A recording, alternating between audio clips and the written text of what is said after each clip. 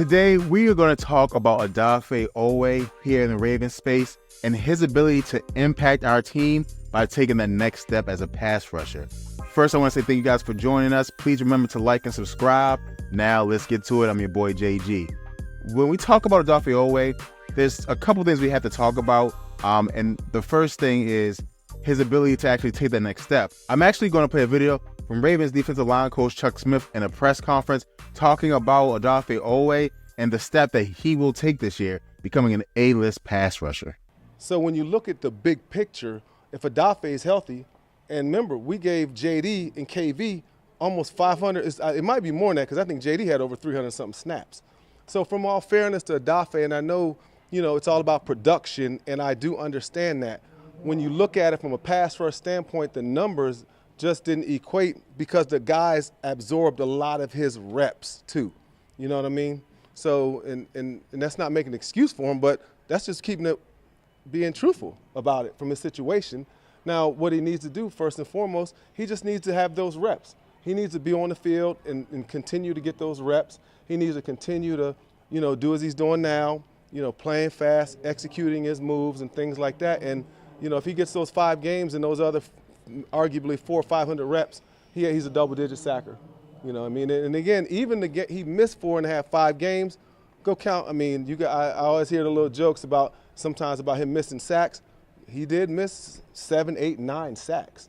In a season. So again, he's getting there. He's going to be an A-list rusher, and I'm just excited for him. He's buying in, and as he always has, he's a good dude, and no one deserves to finally reach that pinnacle than Odafe. And I think he's going to, go 100% to reach that goal. Now, there's a couple things I agree with Chuck, and there's some things I do not agree with, right? What I do agree with is that Odafe Oweh is uniquely faded, or let's just say has bad luck when it comes to his sack numbers. Because Odafe Oweh actually wins a lot of his pass rush scenarios. There was some data done by football analytics, football analysis, where you can actually see that Odafe Oweh has a similar win rate to players like TJ Watt, players like Khalil Mack, players like Daniel Hunter. But for some reason, his sack numbers are lower than those and is actually some of the lowest in the league, right? But he wins more situations than them. This is what we were talking about when Chuck was saying that he missed about 7 sacks. He did miss about 7 sacks, and that has an impact on the football team for sure. But it does show that he has the basics down of being a pass rusher, right? You would rather have a pass rusher that can win and still apply pressure to a quarterback than a player that can only get sacks when you scheme up the pressure situations for him. He has all the skills, and of course that plays a lot in his speed and his physical tool set, his strength, which of course he has off the charts. You guys know that he ran a 4.4 40 when he was coming out of college and things like that. Again, super impressive. But he has to take the next step, and he has to do that by actually finishing the plays, right? When you see a chart like this again, you kind of are happy because he wins, but you're disappointed because of the potential that's on the field, right? When we go to Pro Football Focus, right, we can also see that they had him graded as a good season last year and was actually his best season of his entire career. After taking a step back last year, you can see he's posted a score of 77.5, which in Pro Football Focus's terms and rankings is a good season, right? A great season would be in the 80s, and an all-time season would be in the 90s, right? And so we see that Odafe Oweh is good, right? And when you look at the rankings, actually, you can see that Odafe Oweh was ranked 2nd. You can see that Odafe Oweh was actually ranked 2nd in Pro Football Focus's measurements of who is the best edge defender on our team. He came in 2nd to Jadeveon Clowney.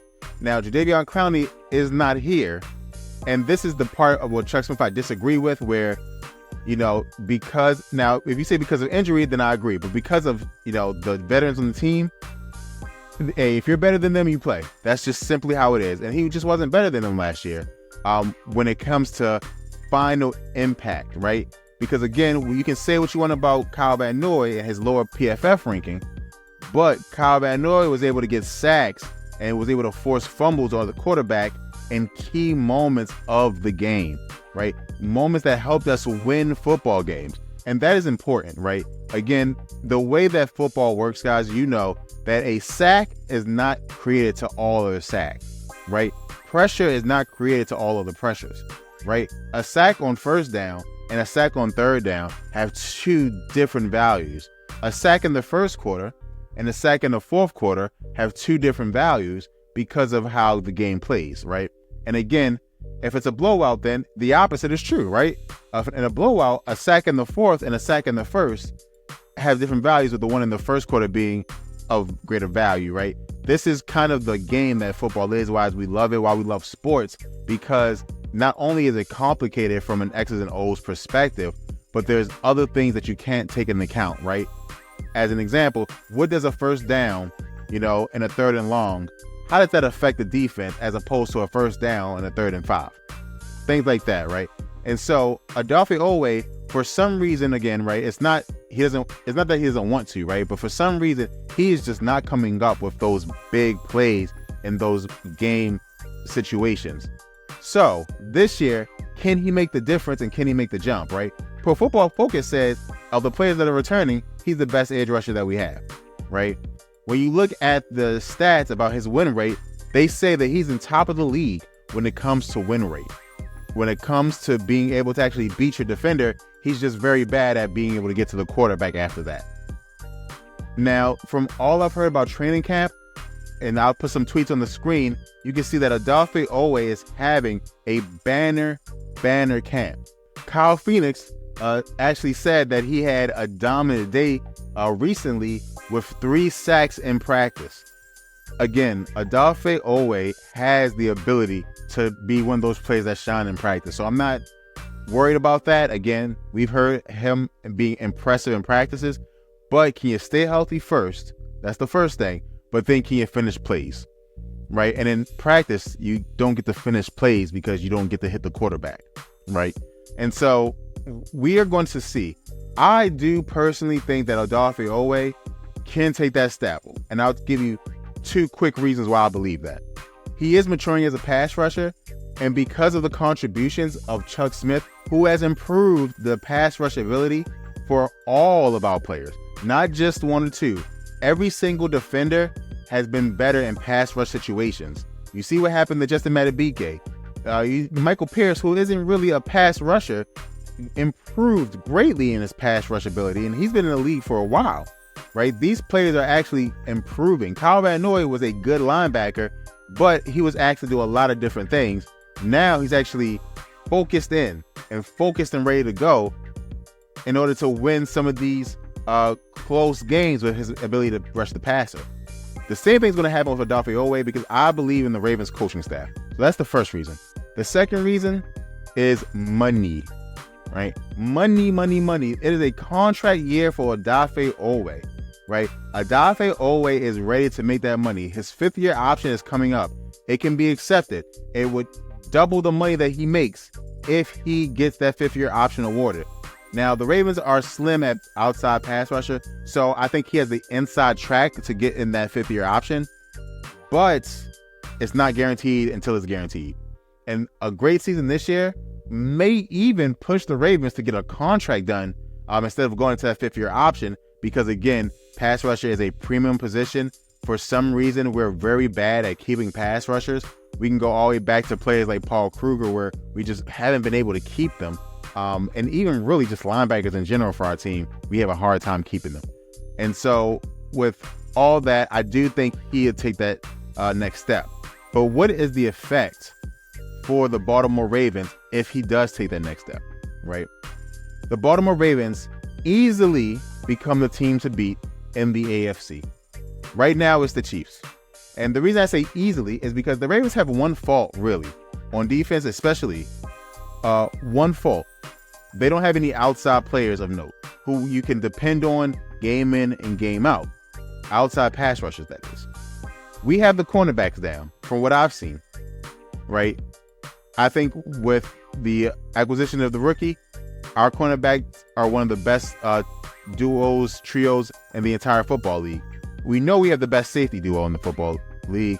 Again, we have Roquan Smith, who is a top 3 middle linebacker at the very least, right? And then, of course, you got Matabike on the inside, Michael Pierce on the inside.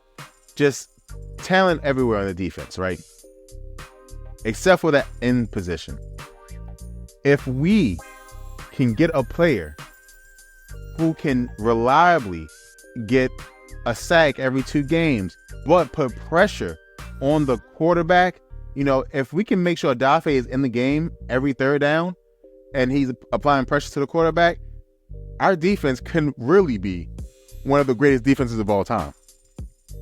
Because the pass rusher position is arguably the most important position on defense. And we've been doing it, with team blitzing and scheme and relying on coverage sacks.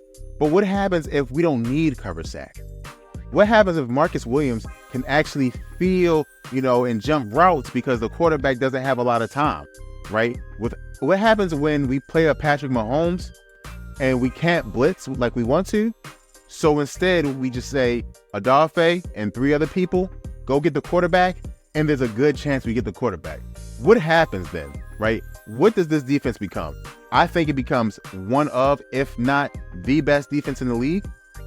And I do believe that Odafe Oweh would definitely get that option. And for sure, down the road, they will want to keep him because that is how important his position is. And he has the skills and the tools to get it done. I really think him and Ojabo, again, the Ravens kind of have done everything that we could have done. Ojabo is in the circle, right? Him and Oweh are cool, are boys, which means, they want to be here. They want to be here. They want to play together. They want to do their thing, and they want to have success together. What other motivation does Oweh have? We've given Oweh the coaches. We know his natural ability. We've given him his friends, and to learn with, and not friends, right? I'm not trying to say this is, as the school group or something like that, but it does help, right? If you ever worked with friends before, it does help. And then on top of all that, the biggest motivation that a man who is trying to feed his family can have is money.